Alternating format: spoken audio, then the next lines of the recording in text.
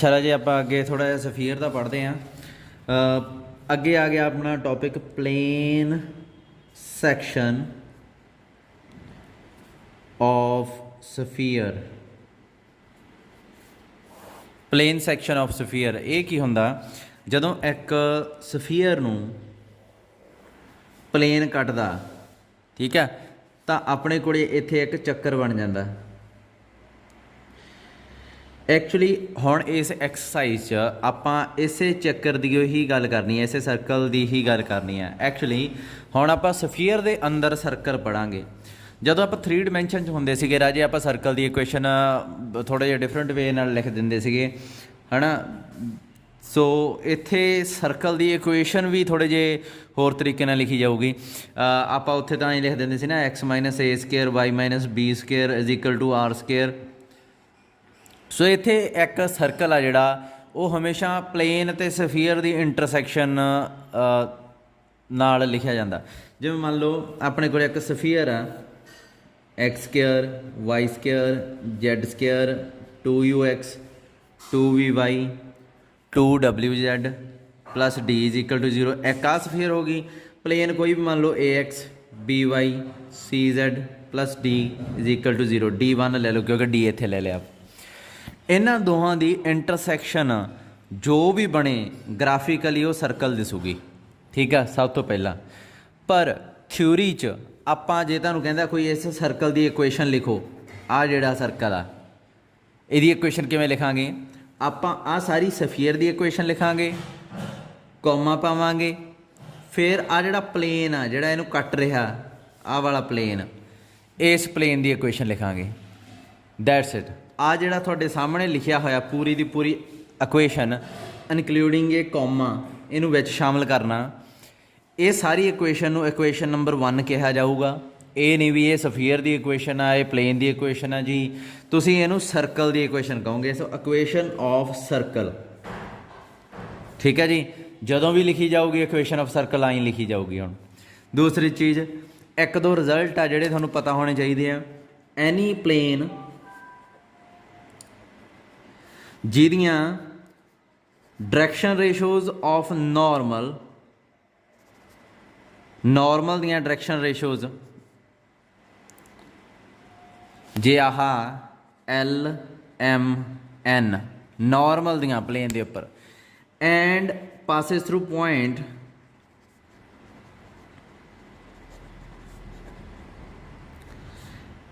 x1 y1 z1 इस चो पास करने वाला यह पॉइंट आ प्लेन आ। दैन जे ये ड्रॉ करना हो की आऊगा, आ प्लेन आ, इत्थे कोई पॉइंट पिया ए वाला पॉइंट, ये मान लो x1 y1 z1 पॉइंट आ, ये किते भी प्लेन ते परपेंडिकुलर ड्रॉ करिए वो एक ही डायरैक्शन च जाऊगा। किते भी परपेंडिकुलर ड्रॉ कर लो, मैं इत्थे परपेंडिकुलर ड्रॉ कर लिया। इहदियां डायरैक्शन रेशियोज है LMN। दैन इस प्लेन की इक्वेशन की होगी L x minus x1 M y minus y1 N z minus z1 equal to 0। तुसीं चेक कर सकते हो ये पॉइंट पुट करके सैटिस्फाई भी करूँगा। देखो इतने x की जगह x1 रखोगे, x1 माइनस x1 बन जाऊगा 0, y की जगह y1 आऊगा, y1 minus y1 0, z1 minus z1 0, so 0 equal to 0 बन जाऊगा। ये प्लेन की इक्वेशन तुसीं याद रखनी है।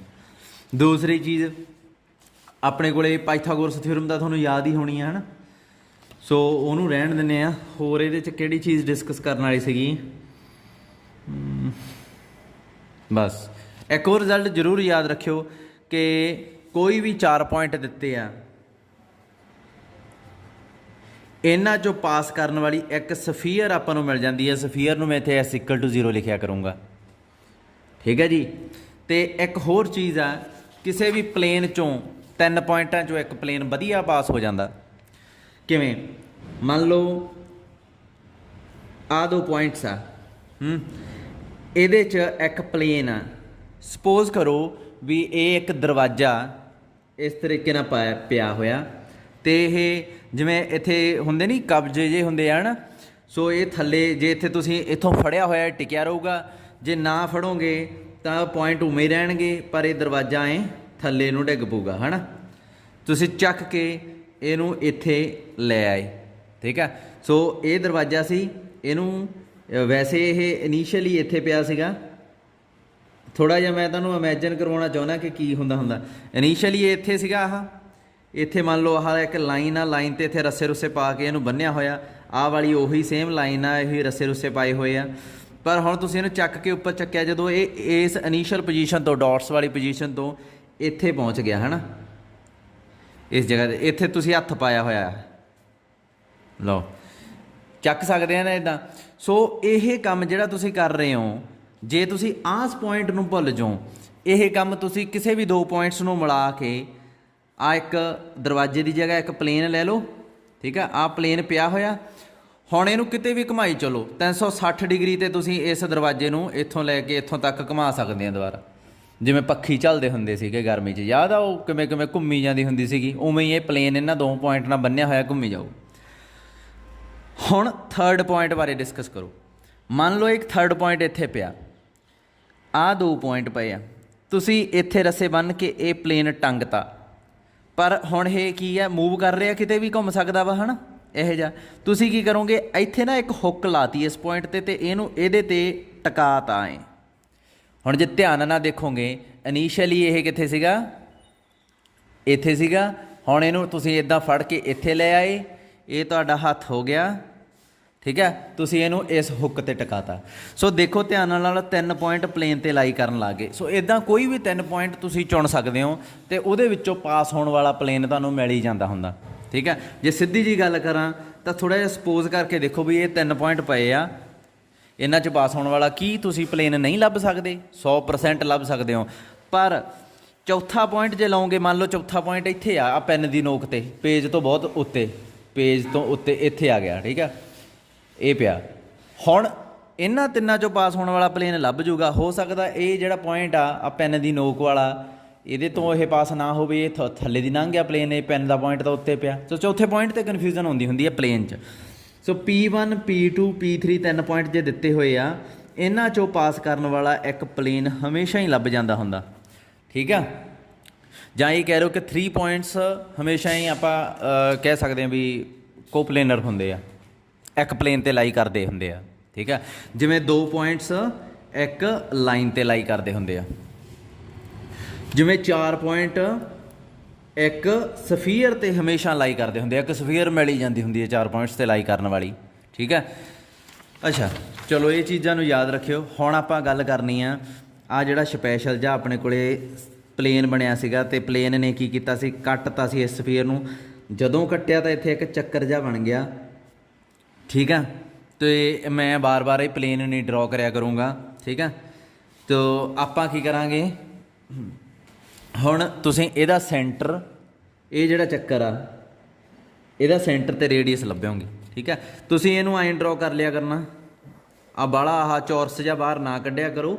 ਇੱਥੇ ਐਂ ਜਿਵੇਂ ਬੁੱਕ ਵਾਲੇ ਐਂ ਡਿਫਾਈਨ ਕਰਦੇ ਹੁੰਦੇ ਇਹਨੂੰ, ਜਿਵੇਂ ਆਹ ਆਪ ਹੀ ਦਿਸੀ ਜਾਂਦਾ ਵੀ ਆਹ ਕਿਸੇ ਨੇ ਨਾ ਐਂ ਕੱਟਿਆ ਹੋਇਆ, ਜਿਵੇਂ ਇੱਕ ਐਪਲ ਨੂੰ ਕੱਟ ਦੋ ਇੱਥੋਂ ਅਤੇ ਬਾਅਦ 'ਚ ਫਿਰ ਜੋੜ ਦੋ।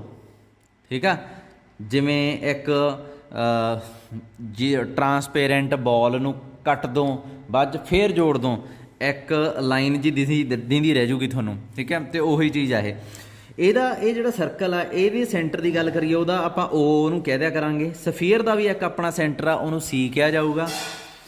ਇਹ ਕੋਈ ਪੁਆਇੰਟ ਆ P, ਸਫੀਅਰ 'ਤੇ ਵੀ ਪਿਆ, ਇਹ ਸਰਕਲ 'ਤੇ ਵੀ ਪਿਆ। ਇਹ ਵੀ ਇਹ ਚੀਜ਼ ਨੋਟ ਕਰਿਓ ਵੀ ਇਹ ਪੁਆਇੰਟ ਦੋਵਾਂ 'ਤੇ ਹੀ ਹੁੰਦਾ, ਸਫੀਅਰ ਦੇ ਉੱਪਰ ਵੀ ਸਰਕਲ ਦੇ ਉੱਪਰ ਵੀ। ਉਸ ਤੋਂ ਬਾਅਦ ਇਹਨੂੰ ਤੁਸੀਂ ਜਦੋਂ ਮਿਲਾਇਆ, ਇਹ ਡਿਸਟੈਂਸ ਕੁਛ ਤਾਂ ਬਣੂਗਾ ਹੀ, ਇਹਨੂੰ ਆਪਾਂ ਸਮੋਲ p ਕਿਹਾ ਕਰਾਂਗੇ, ਅਤੇ ਹਮੇਸ਼ਾ ਹੀ ਕਿਹਾ ਕਰਾਂਗੇ। ਸਫੀਅਰ ਦੇ ਰੇਡੀਅਸ ਨੂੰ ਆਪਾਂ r ਕਹਿੰਦੇ ਹਾਂ। ਸੋ ਆਹ ਆਪਾਂ ਨੂੰ ਪਤਾ ਵੀ ਸੈਂਟਰ ਤੋਂ ਸਫੀਅਰ ਦਾ ਕੋਈ ਵੀ ਪੁਆਇੰਟ ਜਦੋਂ ਟੱਚ ਕਰਦੇ ਹਾਂ, ਜਿਹੜਾ ਡਿਸਟੈਂਸ ਆ ਉਹ r ਹੁੰਦਾ। ਠੀਕ ਹੈ, ਕਿਉਂਕਿ ਆਹ ਪਲੇਨ ਆ ਜਿਹੜਾ, ਜਦੋਂ ਤੁਸੀਂ ਇਹਨੂੰ ਮਿਲਾਓਗੇ, ਇੱਕ ਚੀਜ਼ ਥੋੜ੍ਹੀ ਜਿਹੀ ਧਿਆਨ 'ਚ ਰੱਖਣੀ ਪੈਣੀ ਆ ਵੀ ਇੱਥੇ ਹਮੇਸ਼ਾ 90 ਡਿਗਰੀ ਐਂਗਲ ਬਣਦਾ। ਠੀਕ ਹੈ, ਇਹ ਦਿਮਾਗ 'ਚ ਰੱਖਿਓ। ਸੈਂਟਰ ਤੋਂ ਪਰਪੈਂਡੀਕੂਲਰ ਡਰੋ ਕਰਦੇ ਆ ਨਾ, ਇੱਕ ਚੀਜ਼ ਇਹ ਵੀ ਖਾਸ ਆ ਕਿ ਜਿਹੜਾ ਵੀ ਪਲੇਨ ਕੱਟੂਗਾ, ਜਿਹੜਾ ਵੀ ਸਰਕਲ ਬਣੂਗਾ, ਉਹ ਹਮੇਸ਼ਾ ਇਸ ਸੈਂਟਰ ਦੇ ਨੀਚੇ ਹੁੰਦਾ। ਮਤਲਬ ਉਹ ਸੇਮ ਲਾਈਨ 'ਤੇ ਹੁੰਦੇ ਆ। ਸਫੀਅਰ ਦਾ ਸੈਂਟਰ ਅਤੇ ਸਰਕਲ ਦਾ ਸੈਂਟਰ ਸੇਮ ਲਾਈਨ 'ਤੇ ਹੁੰਦੇ ਆ। ਇਹ ਸਭ ਤੋਂ ਵਧੀਆ ਚੀਜ਼ ਆ। ਸੋ ਇੱਥੇ ਆਪਣੇ ਕੋਲੇ ਪਰਪੈਂਡੀਕੂਲਰ ਹੋ ਗਈ। ਹੁਣ ਜੇ ਮੈਂ ਤੁਹਾਨੂੰ ਕਹਾਂ ਆਹ ਕੀ ਆ, ਜੇ ਧਿਆਨ ਨਾਲ ਦੇਖੋ, ਇਹ ਸਰਕਲ ਦਾ ਰੇਡੀਅਸ ਆ। ਓ ਪੀ ਕੀ ਆ? Radius of circle. ਸੋ ਹੁਣ ਜਦੋਂ ਤੁਸੀਂ ਰੇਡੀਅਸ ਲਿਖੋਗੇ, ਤੁਸੀਂ ਨਾਲ ਮੈਂਸ਼ਨ ਲਿਖੋਗੇ ਰੇਡੀਅਸ ਕਿਹਦਾ, ਕਿਉਂਕਿ ਦੋ ਚੀਜ਼ਾਂ, ਇੱਕ ਸਫੀਅਰ ਵੀ ਹੈ, ਇੱਕ ਸਰਕਲ ਵੀ ਹੈ, ਠੀਕ ਹੈ।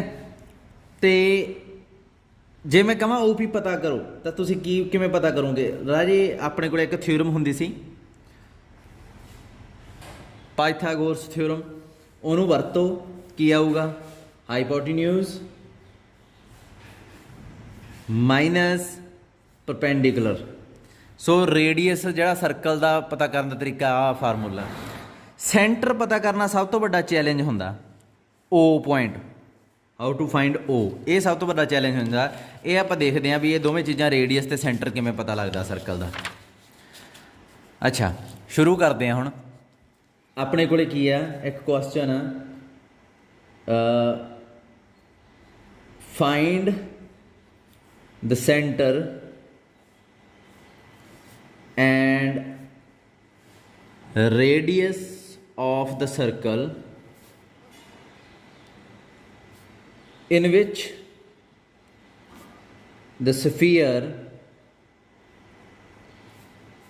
x square plus y square plus z square plus 2x minus 2y minus 4z minus 19 is equal to 0 is cut by the plane x plus 2y plus 2z plus 7 is equal to 0। ਸੋ ਆਪਣੇ ਕੋਲੇ ਉਸ circle ਦਾ ਜਿਹੜਾ centre ਆਪਾਂ ਤੇ radius ਲੱਭਣੇ ਆ, ਜਿਹੜਾ ਕਿਹਦੇ ਨਾਲ ਬਣਦਾ? ਜਦੋਂ ਇਹ ਪਲੇਨ ਇਸ ਸਫੀਅਰ ਨੂੰ ਕੱਟਦਾ, ਠੀਕ ਆ। ਸੋ ਇਹ ਆਹ ਲਾਈਨ ਨੂੰ ਜੀ ਸਟੇਟਮੈਂਟ ਬਦਲ ਕੇ ਵੀ ਲਿਖ ਸਕਦੇ ਸੀ, ਇਹ ਐਂ ਵੀ ਲਿਖ ਸਕਦੇ ਸੀ। ਇਹਨੂੰ ਕੱਟ ਦੋ, ਇਹਨੂੰ ਕੱਟ ਦੋ, ਇੱਥੇ ਕੌਮਾ ਪਾ ਦਿਓ, that's it. Find the centre and radius of circle, ਕਿਉਂਕਿ ਮੈंने ਤੁਹਾਨੂੰ ਪਹਿਲਾਂ ਵੀ ਦੱਸਿਆ, ਕੌਮਾ ਪਾ ਕੇ ਜਦੋਂ ਪਲੇਨ ਨਾਲ ਲਿਖੀ ਹੋਵੇ ਸਫੀਅਰ ਤਾਂ ਉਹ ਸਰਕਲ ਦੀ ਇਕੁਏਸ਼ਨ ਹੁੰਦੀ ਹੈ ਐਕਚੁਅਲੀ। ਸੋ ਇਹ ਆਪ ਹੀ ਤੁਸੀਂ ਸਮਝਣਾ ਵੀ ਆਹ ਪਲੇਨ ਇਸ ਸਫੀਅਰ ਨੂੰ ਕੱਟਦਾ ਤੇ ਸਰਕਲ ਬਣਦਾ, ਉਹਦਾ ਰੇਡੀਅਸ ਤੇ ਸੈਂਟਰ ਲੱਭਣਾ ਤੁਸੀਂ, ਠੀਕ ਆ। ਸੋ ਇਹਨੂੰ ਇਹ ਐਂ ਵੀ ਲਿਖ ਸਕਦੇ ਸੀ। ਅੱਛਾ, ਹੁਣ ਕੀ ਆ, the given equation of sphere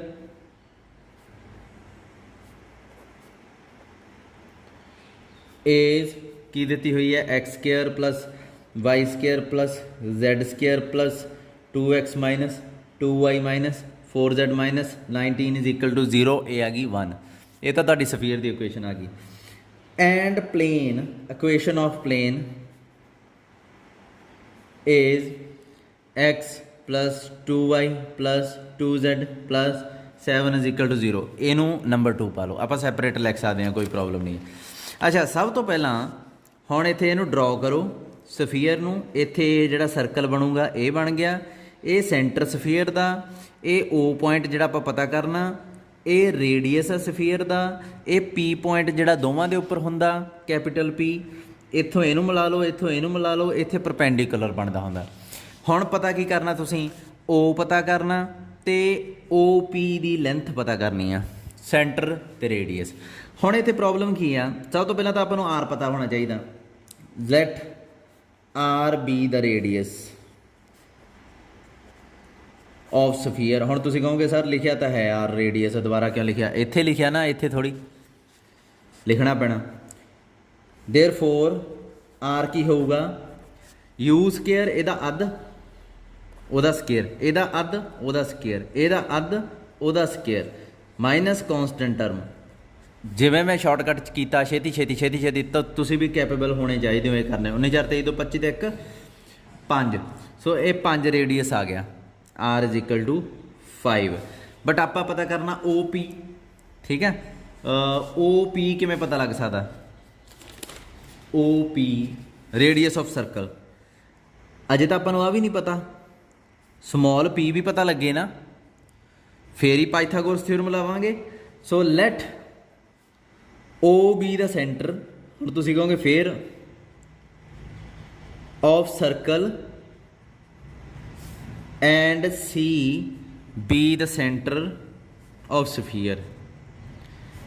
introduce किए बिना आप क्लास च नहीं ना वड़ते, पहले दिन इंट्रोडक्शन होंगी है। सो इत्थे भी इंट्रोड्यूस किए बिना पेज ते कुछ नहीं लिखना, तुसीं पहलां दसो भी वो है की, उदों बाद उहदे नंबर मिलणगे, नहीं उन्होंने आउटसाइडर मन्निया जाऊगा। ठीक है, जिवें क्लास च नहीं आप पढ़न दिंदे, कोई भी थोड़ी वड़ जाता आके। सो ओ सी आ जिहड़ा ओ तो सी तक का जिहड़ा डिस्टेंस आ उहनूं आपां स्मॉल पी मानते हैं। सो उहनूं आपां स्मॉल पी मान लिया। कितना होऊगा ये सेंटर नहीं पता आपां नूं हजे तां स्फीयर दा। सी दी वैल्यू कढो, की आंदी है तुहाडे हिसाब नाल? 2 नाल डिवाइड करके साइन चेंज कर दो, 2 नाल डिवाइड करके साइन चेंज कर दो, 2 नाल डिवाइड करके साइन चेंज कर दो। आ सेंटर आ गया। इत्थे लिखो क्लीयरली सी है जिहड़ा वो की आ गया -1 1 2। हुण ओ सी कढ़ना आपां P.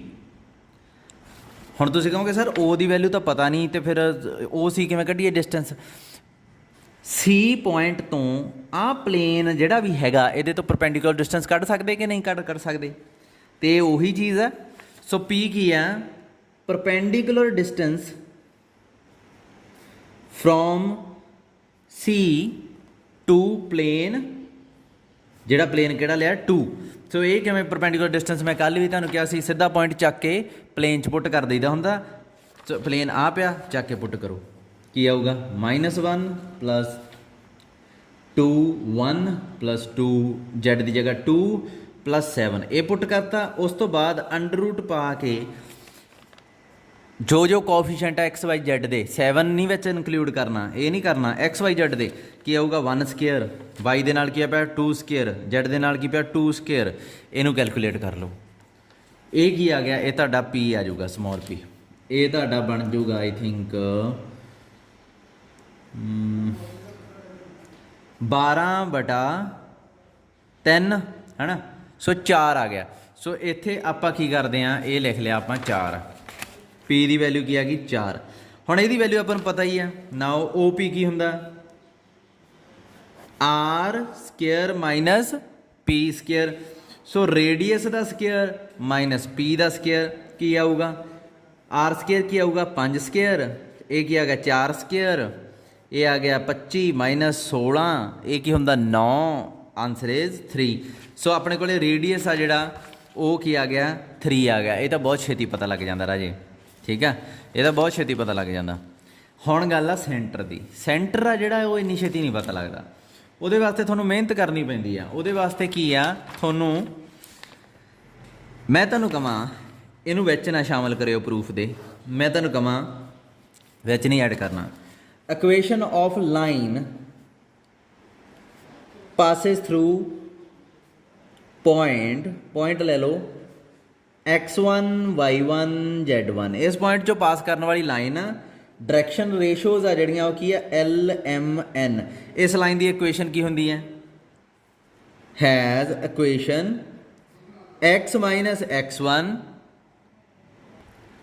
y - y1 x - x1 y - y1 z - z1 over की करना है ये इक्वल टू ओवर की करना LMN। आ इक्वेशन होंगी है।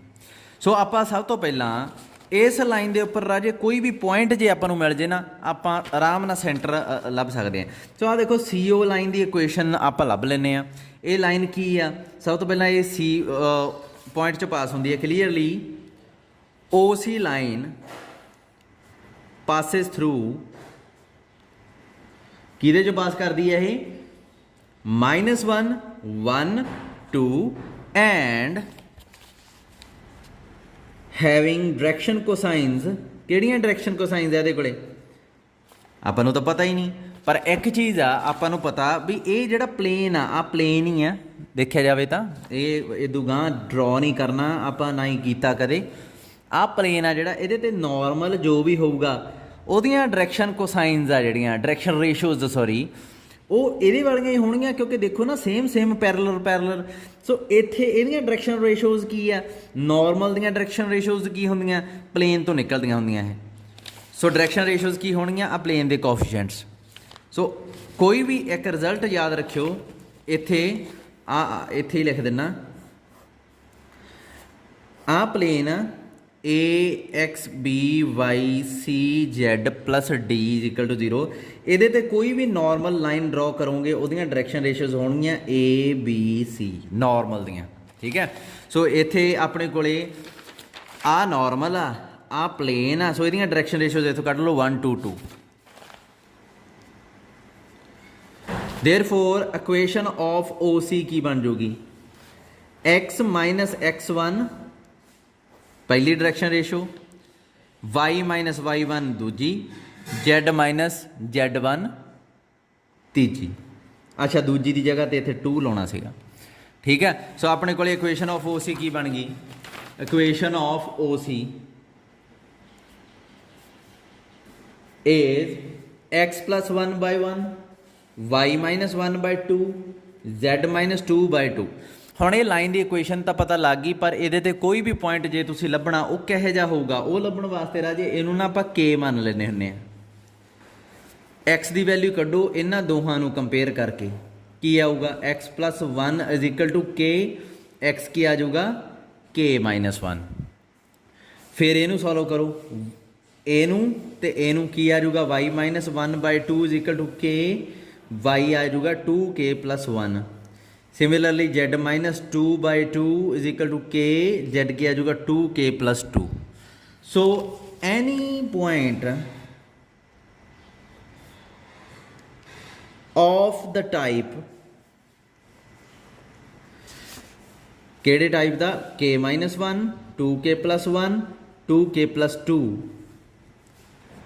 लाइज ऑन किथे लाई करदा लाइन ओ सी।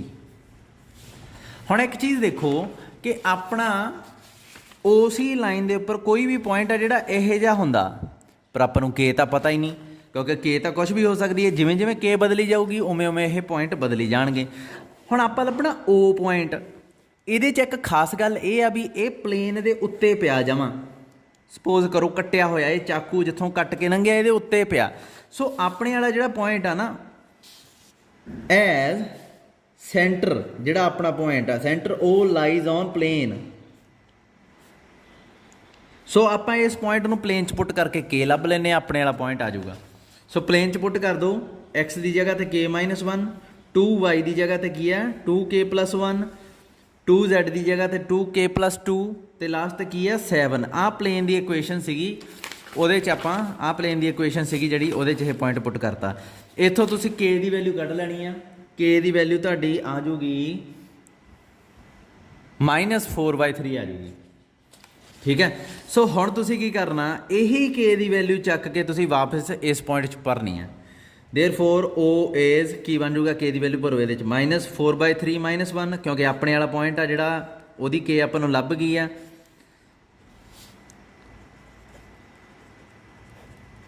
ठीक है जी। सो ये तुहाडा बन जूगा -7/3 -5/3 -2/3। आ पॉइंट आ जिहड़ा तुहाडा सेंटर आ गया। सो सेंटर भी पता लग गया, सर्कल भी।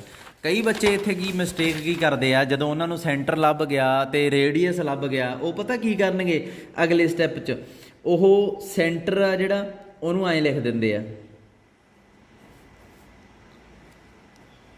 सर्कल की इक्वेशन लिखण की कोशिश करते हैं वो भी असीं तां पूरी इक्वेशन लिखांगे सर्कल की। रेडियस की आया सीगा, रेडियस 3 आया सी, 3 का स्केयर ऐ लिख दिंदे आ। राजे सारी कीती कराई खूह च पै जानी है तुहाडी, क्योंकि यह इक्वेशन सर्कल की नहीं है, ये सफीयर की है। 3 डायमेंशनल जोमैट्री च सर्कल की इक्वेशन ऐ नहीं लिखी जाती। किवें लिखी जाती है वो मैं तुहानूं दस चुकिया कौमा पा के ठीक है। चलो अगे चलीए, होर कोई क्वेश्चन देखते हैं। सेंटर ते सर्कल जिहड़ा किवें लभीदा वो तुहानूं पता लग गया होना। चलो हुण देखो अगे एक क्वेश्चन आ, फाइंड द इक्वेशन एक ही आऊगी, equation of circle lying on sphere. एक सर्कल की इक्वेशन लभनी आ जिहड़ा स्फीयर ते लाई करदा,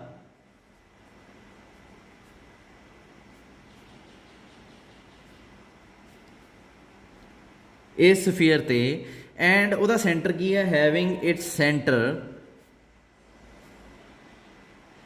ਐਟ 2 3 -4 ਇਹਦੇ ਤੇ ਇਹਦਾ ਸੈਂਟਰ ਆ, ਉਸ ਸਰਕਲ ਦਾ ਸੈਂਟਰ ਆ ਵਾ ਤੇ ਇਸ ਸਫੀਅਰ ਦੇ ਲਾਈ ਕਰਦਾ। ਹੁਣ ਸਫੀਅਰ ਦੇ ਉੱਪਰ ਸਰਕਲ ਕਿਵੇਂ ਲਾਈ ਕਰਦਾ ਹੁੰਦਾ, ਜਿਵੇਂ ਆਪਾਂ ਪਿੱਛੇ ਡਾਇਗਰਾਮ ਬਣਾਈ ਹੈ, ਜਿਵੇਂ ਆਪਾਂ ਆਹ ਡਾਇਗਰਾਮ ਬਣਾਈ ਸੀ, ਆ ਜਿਹੜਾ ਸਰਕਲ ਵਿੱਚ ਬਣਾਇਆ ਹੋਇਆ ਇਹ ਮੰਨਿਆ ਜਾਊਗਾ ਵੀ ਇਹ ਸਫੀਅਰ ਦੇ ਉੱਤੇ ਲਾਈ ਕਰਦਾ। ਠੀਕ ਹੈ ਜੀ।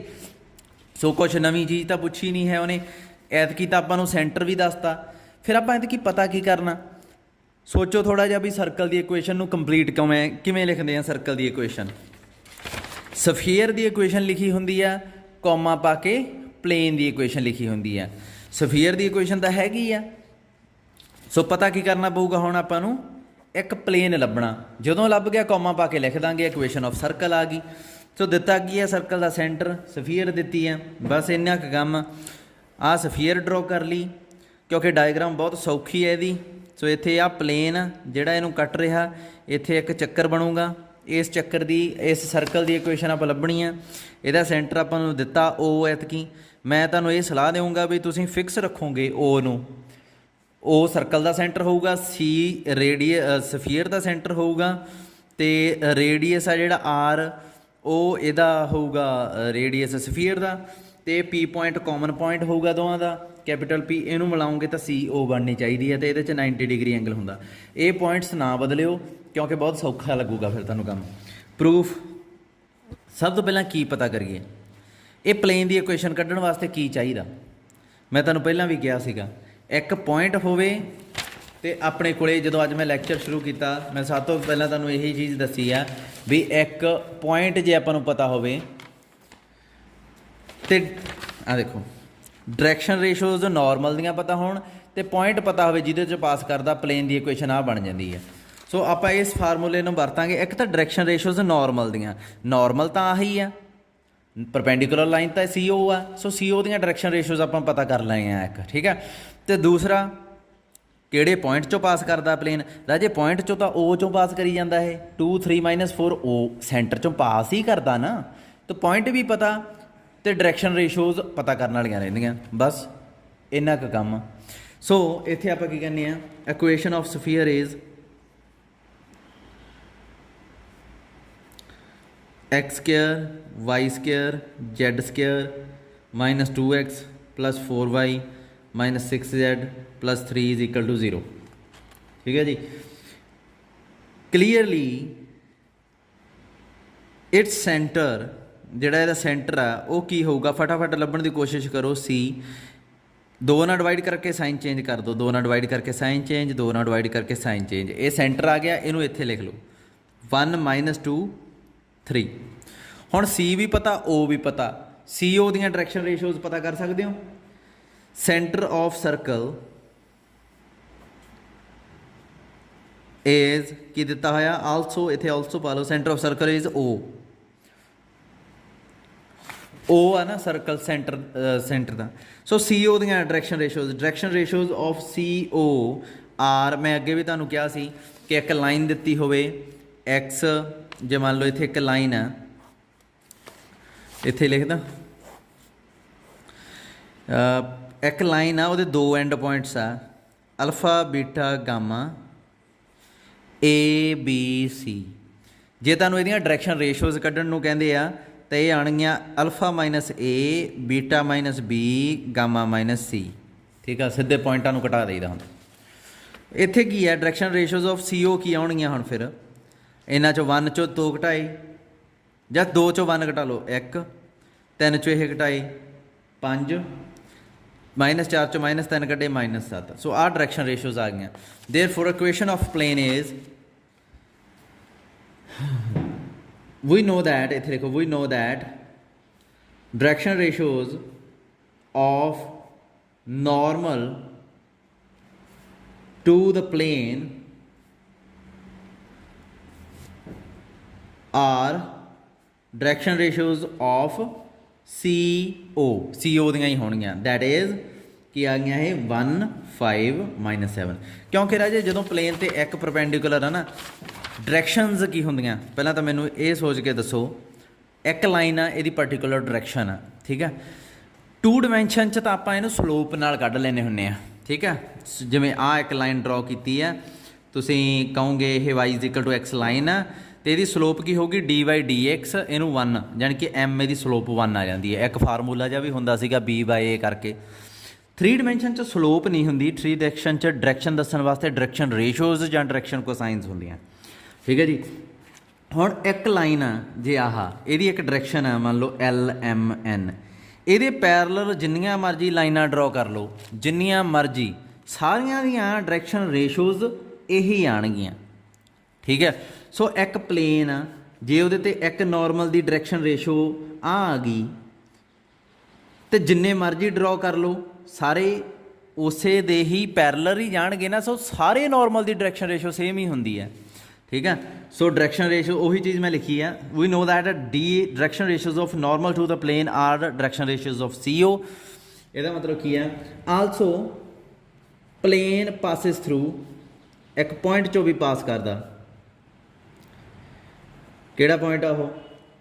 ਸੈਂਟਰ। O 'ਚੋਂ ਪਾਸ ਕਰਦਾ। ਉਹ ਕੀ ਆ ਆਪਣੇ ਕੋਲ ਦਿੱਤਾ 2 3 -4। Therefore equation of plane is की बन जूगी 1। प्लेन की इक्वेशन लिखी सी पहली डायरेक्शन रेशो x माइनस पहला कंपोनेंट 5 दूजी डायरेक्शन रेशो y -3 दूजा कंपोनेंट -7 z -4 +4 हो जाऊगा तीजा कंपोनेंट इज इक्वल टू 0। इनू सिंपलीफाई जो तुम करोगे ये तुम बन जूगे आ प्लेन बन जूगा। ठीक है जी। सो इनू नंबर पा लो 2। सो इक्वेशन ऑफ सर्कल हुण लिख दो। इक्वेशन ऑफ सर्कल इज सफीयर तो अपन पहले ही देती सी, बस कोमा पा दो, कोमा पा के प्लेन की इक्वेशन लिख दो।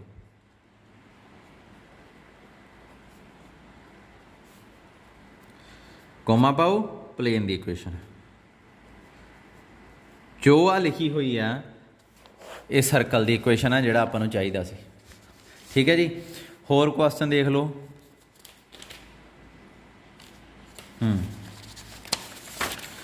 एक क्वेश्चन मैनूं लगदा अज यही पूरा होगा, फिर भी मैं इहनूं थोड़ा जिहा शॉर्ट च करके पूरा करूँगा क्योंकि इहदा बहुत सारा पार्ट आपां कीता होया।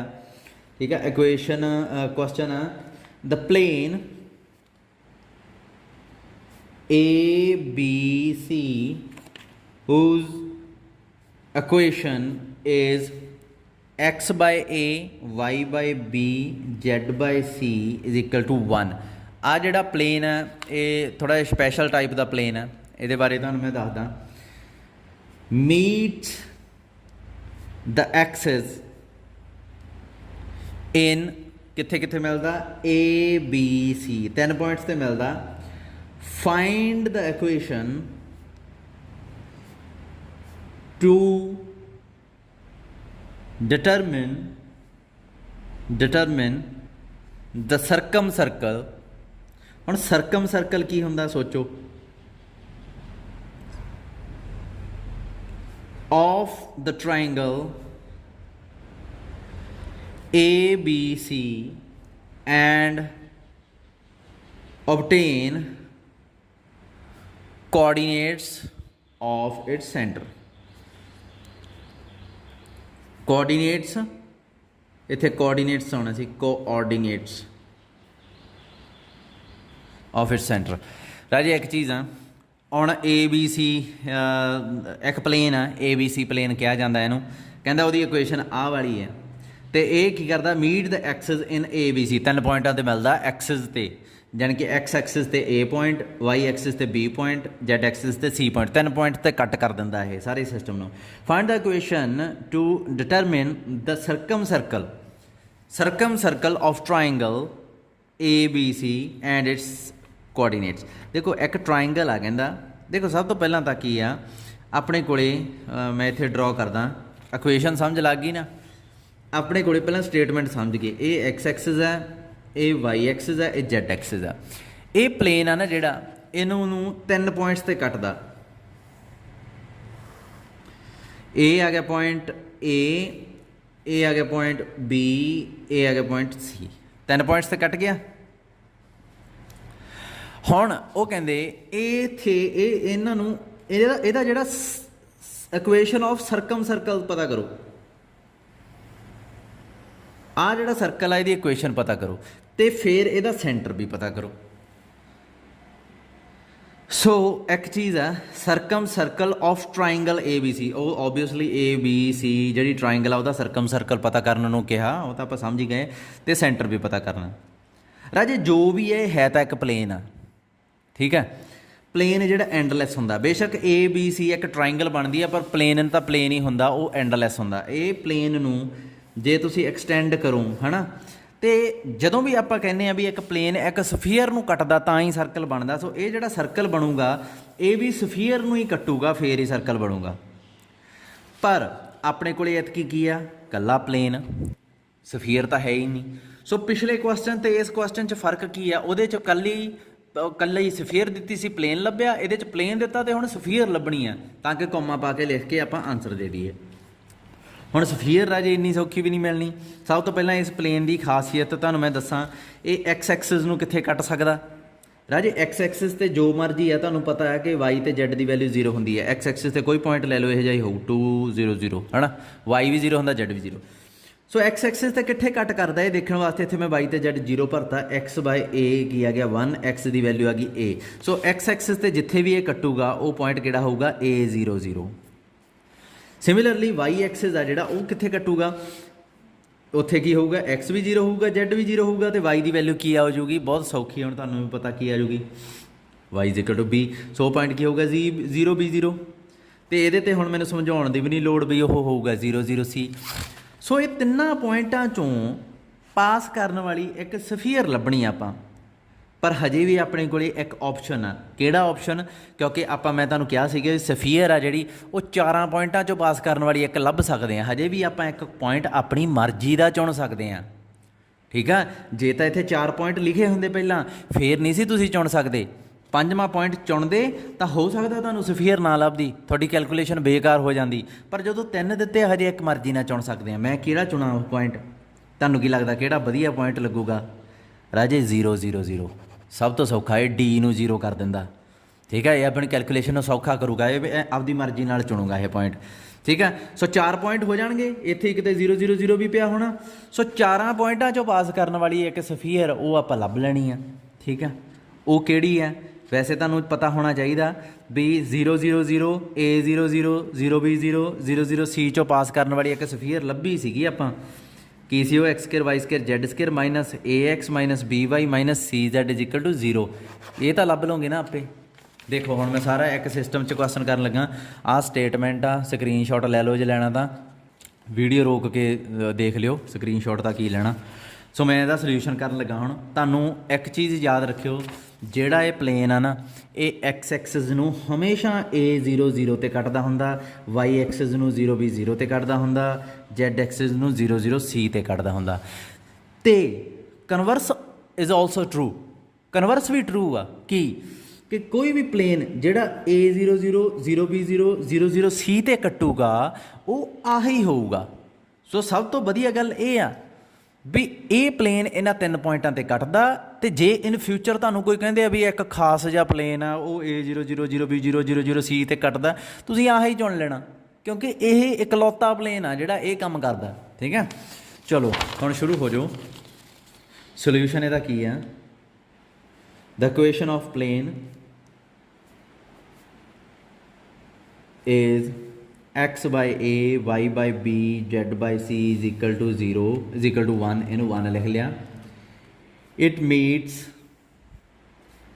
x axis where ਕੀ ਹੁੰਦਾ, y ਵੀ 0 ਹੁੰਦੀ, z ਵੀ 0 ਹੁੰਦੀ ਹੈ।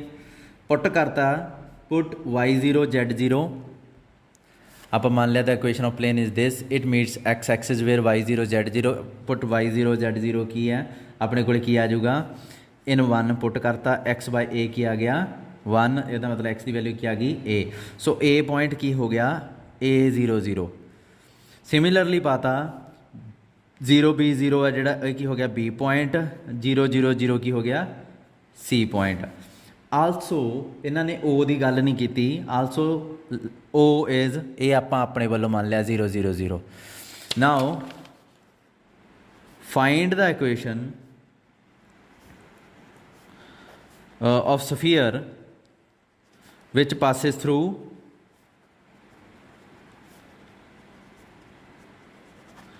OABC ਇਹ ਤੁਸੀਂ ਲੱਭਣੀ ਆ ਆਪੇ। ਜਦੋਂ ਲੱਭ ਗਈ ਤੁਹਾਡਾ ਆਨਸਰ ਆ ਜਾਊਗਾ x² y² z² -ax -by -cz = 0। Sphere ਆ ਗਈ। ਅੱਛਾ, ਤੇ ਪਲੇਨ ਆ ਵਾਲਾ। ਸੋ ਇਕੁਏਸ਼ਨ ਆਫ ਸਰਕਲ ਕੀ ਆ ਗਿਆ? ਇਕੁਏਸ਼ਨ ਆਫ ਸਰਕਲ ਆ ਜਿਹੜਾ ਉਹ ਕੀ ਆ ਗਿਆ? ਇੱਥੇ ਹੀ ਸਫੀਅਰ 'ਚ ਇੱਥੇ ਕੋਮਾ ਪਾ ਕੇ ਪਲੇਨ ਵੀ ਲਿਖ ਦੋਗੇ। ਪਰ ਇੱਕ ਚੀਜ਼ ਆ ਵੀ ਤੁਹਾਨੂੰ ਕਿਵੇਂ ਪਤਾ ਵੀ ਇਹ ਉਹੀ ਸਰਕਲ ਆ ਜਿਹੜਾ ਆਪਾਂ ਨੂੰ ਚਾਹੀਦਾ ਸੀ? ਸਟੇਟਮੈਂਟ ਪੜ੍ਹੋ ਦੁਬਾਰਾ। ਆਪਾਂ ਨੂੰ ਕਿਹੜਾ ਚਾਹੀਦਾ ਸੀ? Find the equation of circle circumcircle of the triangle ABC। ਜਿਹੜਾ ABC ਟਰਾਇੰਗਲ ਨੂੰ ਆਪਣੇ ਘੇਰੇ 'ਚ ਲੈਂਦਾ ਉਹ ਸਰਕਲ ਚਾਹੀਦਾ। ਮੈਨੂੰ ਕਿਵੇਂ ਪਤਾ ਲੱਗੂਗਾ ਵੀ ABC ਪੁਆਇੰਟ ਨੂੰ ਇਹ ਘੇਰੇ 'ਚ ਲੈ ਰਿਹਾ? ਨਹੀਂ, ABC ਪੁਆਇੰਟ ਇਸ ਸਰਕਲ ਦੇ ਉੱਪਰ ਲਾਈ ਕਰਦੇ ਆ ਕਿ ਨਹੀਂ? ਰਾਜੇ ਇੱਕ ਚੀਜ਼ ਨੋਟ ਕਰੋ, ਸਫੀਅਰ ਤੇ ਪਲੇਨ ਦੇ ਜਿਹੜੇ ਕਾਮਨ ਪੁਆਇੰਟ ਹੁੰਦੇ, ਸਾਂਝੇ ਪੁਆਇੰਟ, ਉਹ ਸਾਰੇ ਸਰਕਲ ਦੇ ਉੱਪਰ ਪਏ ਹੁੰਦੇ ਆ।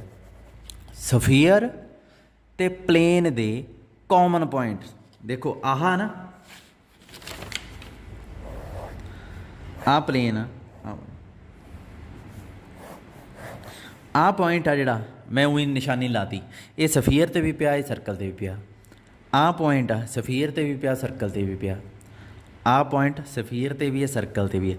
ਇੱਦਾਂ ਦੇ ਹੀ ਬਹੁਤ ਸਾਰੇ ਪੁਆਇੰਟ ਆ, ਇਹ ਸਫੀਅਰ 'ਤੇ ਵੀ ਹੈ, ਸਰਕਲ 'ਤੇ ਵੀ ਹੈ। ਸੋ ਜਿਹੜੇ ਪੁਆਇੰਟ ਸਫੀਅਰ 'ਤੇ ਵੀ ਹੁੰਦੇ ਆ, ਸੌਰੀ ਦੁਬਾਰਾ ਦੇਖੋ, ਆਹ ਪੁਆਇੰਟ ਆ ਜਿਹੜਾ ਇਹ ਸਫੀਅਰ 'ਤੇ ਵੀ ਹੈ, ਪਲੇਨ 'ਤੇ ਵੀ ਆ। ਮੈਂ ਪਲੇਨ ਕਹਿਣਾ ਸੀਗਾ। ਆਹ ਪੁਆਇੰਟ ਆ ਜਿਹੜਾ ਸਫੀਅਰ 'ਤੇ ਵੀ ਹੈ, ਪਲੇਨ 'ਤੇ ਵੀ ਆ। ਆਹ ਪੁਆਇੰਟ ਸਫੀਅਰ 'ਤੇ ਵੀ ਹੈ, ਪਲੇਨ 'ਤੇ ਵੀ ਆ। ਆਹ ਵੀ ਪੁਆਇੰਟ ਸਫੀਅਰ 'ਤੇ ਵੀ ਹੈ, ਪਲੇਨ 'ਤੇ ਵੀ ਹੈ। ਨੋਟ ਕਰਕੇ ਗੌਰ ਨਾਲ ਦੇਖ ਲਓ ਦੋਵਾਂ 'ਤੇ ਹੈ ਨਾ। ਆਹ ਪੁਆਇੰਟ ਸਫੀਅਰ 'ਤੇ ਵੀ ਹੈ, ਪਲੇਨ 'ਤੇ ਵੀ ਹੈ। ਸੋ ਸਫੀਅਰ ਅਤੇ ਪਲੇਨ ਦੇ ਜਿਹੜੇ ਕਾਮਨ ਪੁਆਇੰਟ ਹੁੰਦੇ ਆ ਨਾ, ਉਹ ਸਰਕਲ ਦੇ ਉੱਪਰ ਲਾਈ ਕਰਦੇ ਹੁੰਦੇ ਆ ਹਮੇਸ਼ਾ। ਸੋ ਆਪਣੇ ਕੋਲ ABC ਜਿਹੜੇ ਪੁਆਇੰਟ ਆ, ਜਿਹੜੇ ਆਪਾਂ ਪੁਆਇੰਟ ਇਹ ਲੱਭੇ ਆ, ਮੈਨੂੰ ਦੱਸੋ ਵੀ ਇਹ ਪੁਆਇੰਟ, ਇਹ ਚਾਰੇ ਦੇ ਚਾਰੇ ਇਸ ਸਫੀਅਰ 'ਤੇ ਲਾਈ ਕਰਦੇ ਆ? 100%, ਕਿਉਂਕਿ ਸਫੀਅਰ ਹੀ ਆਪਾਂ ਇਸ ਤਰੀਕੇ ਨਾਲ ਲੱਭੀ ਆ। ਇਹ ਚਾਰੇ ਦੇ ਚਾਰੇ ਪੁਆਇੰਟ ਇਹਦੇ 'ਤੇ ਲਾਈ ਕਰਦੇ ਆ? ਨਹੀਂ। ਤੁਸੀਂ ਕਹੋਗੇ ਨਹੀਂ ਸਰ, ਤਿੰਨ ਕਰਦੇ ਆ ABC। ਜਦੋਂ 0 0 0 ਇਹਦੇ 'ਚ ਪੁੱਟ ਕਰਦੇ ਆ, ਸੈਟੀਸਫਾਈ ਨਹੀਂ ਆਉਂਦਾ, ਇੱਧਰ 0 ਬਣ ਜਾਂਦਾ, ਇੱਧਰ 1 ਬਣ ਜਾਂਦਾ। ਮੈਂ ਕਿਹਾ ਕੋਈ ਗੱਲ ਨਹੀਂ, ABC ਪੁਆਇੰਟ ਇਹਦੇ 'ਤੇ ਸਫੀਅਰ 'ਤੇ ਲਾਈ ਕਰਦੇ ਆ? ਹਾਂ। ਤੁਸੀਂ ਕਹੋਗੇ ਹਾਂ ਲਾਈ ਕਰਦੇ ਆ, ਕਿਉਂਕਿ ਇਸ ਸਫੀਅਰ 'ਤੇ ਤਾਂ ਨਾ ਸਿਰਫ ABC, ਇੱਕ ਐਕਸਟਰਾ ਪੁਆਇੰਟ ਵੀ ਆ। ਮੈਂ ਕਿਹਾ ਐਕਸਟਰਾ ਪੁਆਇੰਟ ਨੂੰ ਭੁੱਲ ਜਾਓ, ABC ਲਾਈ ਕਰਦੇ ਆ। ਤੁਸੀਂ ਕਹੋਗੇ ਹਾਂ। ਇਹਦੇ 'ਤੇ ABC ਲਾਈ ਕਰਦੇ ਆ? ਹਾਂ। ਇਹਦਾ ਮਤਲਬ ABC ਪੁਆਇੰਟ ਸਫੀਅਰ ਤੇ ਪਲੇਨ ਦੇ ਕਾਮਨ ਪੁਆਇੰਟ ਆ, ਸਾਂਝੇ। ਤੇ ਜਿਹੜੇ ਸਾਂਝੇ ਪੁਆਇੰਟ ਆ ਨਾ, ਉਹ ਸਰਕਲ 'ਤੇ ਲਾਈ ਕਰਦੇ ਹੁੰਦੇ ਆ। ਸਫੀਅਰ ਤੇ ਪਲੇਨ ਦੇ ਕਾਮਨ ਪੁਆਇੰਟ ਸਰਕਲ 'ਤੇ ਲਾਈ ਕਰਦੇ ਹੁੰਦੇ ਆ, ਇਹ ਯਾਦ ਰੱਖਿਓ। ਬਾਕੀ ਕੱਲ੍ਹ ਨੂੰ ਦੇਖਦੇ ਹਾਂ।